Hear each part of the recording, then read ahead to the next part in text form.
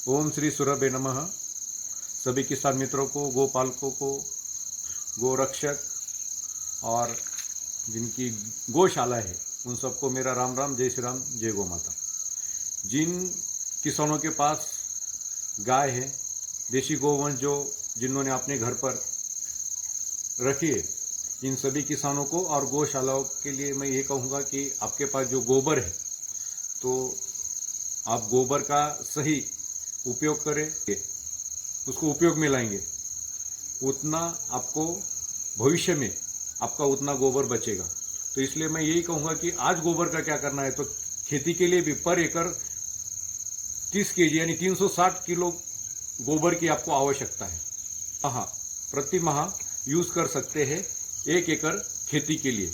उसके अलग प्रकार है कि आप किस फॉर्म में उसको यूज़ करना है। कई प्रकार की स्लरी और जीवाणु डेवलप करने के लिए आप उसका उपयोग कर सकते हैं। पर वर्तमान समय यदि आपका गोबर है तो ज़्यादा दिन तक गोबर नहीं रहेगा, उसका खाद बन सकती है। तो आप इस समय जो आपका ताज़ा गोबर है उसका उपयोग उपले बनाने में, कंडे बनाने में करें। तो आप देख सकते हैं कि ये किस प्रकार की उपले बनाए। ये अंत्येष्टि के लिए ज़्यादा इसका उपयोग होता है, केवल अंत्येष्टि के लिए नहीं, तो ईंधन के स्वरूप में भी होता है, खाद बनाने के लिए भी होता है, कई प्रकार के टॉनिक एंजाइम्स बनाने के लिए भी है और दवाई बनाने के लिए भी आप इन उपयोग का उपयोग कर सकते हैं। तो उपले किस लिए बनाने हैं? क्योंकि उपले की कोई एक्सपायरी नहीं है। यदि इसको आप पानी से सुरक्षा देते हो, पानी से इसको बचाते हो, तो आपके उपले कई सालों तक रह सकते हैं। आज भी मेरे पास 10 साल से अधिक पुराने उपले आज भी उपलब्ध है और उसका अच्छा ह्यूमिक टॉनिक बनता है। तो इसलिए इस प्रकार से जो आप उपले बनाएंगे तो ये इन उपलों में अंत्येष्टि के लिए ये उपले आप उपयोग में कर सकते हैं। और बाकी तो खाद बनाने के लिए, अन्य कई सारे एंजाइम्स टॉनिक बनाने के लिए भी इन उपलों का उपयोग होना है। उसी प्रकार से ये आप देख सकते हैं, इसमें छेद करके रखें। अभी होलिका आएगी, होलिका के दिन ये सब आपको होली के लिए मालाएं बनकर आप जहाँ जहाँ अपने हिंदू परिवार है उनको एक 11-11 उपलों की माला बनाकर उनको आप दे सकते हैं। तो ये होली के लिए भी आप उपयोग कर सकते हैं। उसी प्रकार से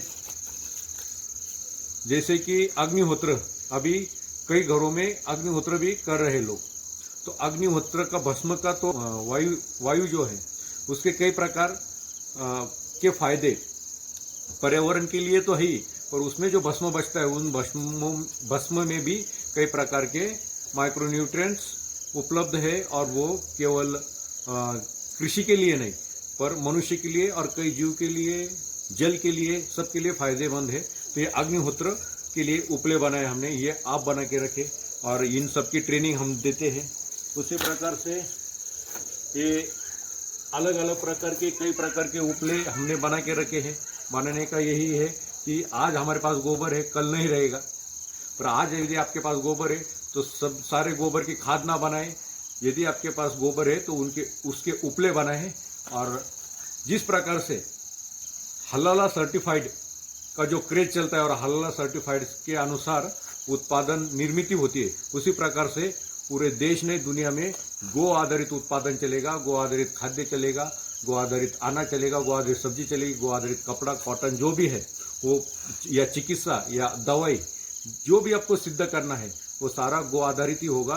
तो गो आधारित हमें हलाला नहीं, गो आधारित हमें प्रत्येक वस्तु, दैनंदिन वस्तु हो या अन्न निवारा जो भी है वो सबको आपको गो आधारित ही बनाना है। इसलिए गाय का महत्व समझे और आज आपके पास गोबर है तो गोबर का इस्तेमाल सही करें, गोबर के उपले बना के रखें। इन उपलों से क्या करना है, तो इन उपलों से आप कई प्रकार की खाद बना सकते हैं, कई प्रकार के एंजाइम्स टॉनिक बना सकते हैं, कई प्रकार की दवाई आप बना सकते हैं।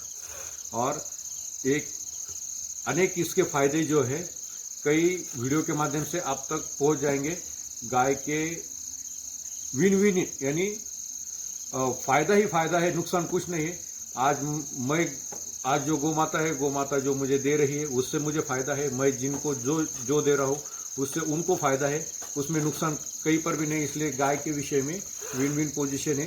तो गाय पाले, एक किसान, गाय का घर जो है किसानों का घर है, इसलिए प्रत्येक किसान एक गोवंश को अपने घर ले आइए और नंदी संवर्धन भी करे और गोपालन भी करे, बैल आधारित बैल चलित खेती भी करे। जय हिंद, जय भारत, जय गौ माता।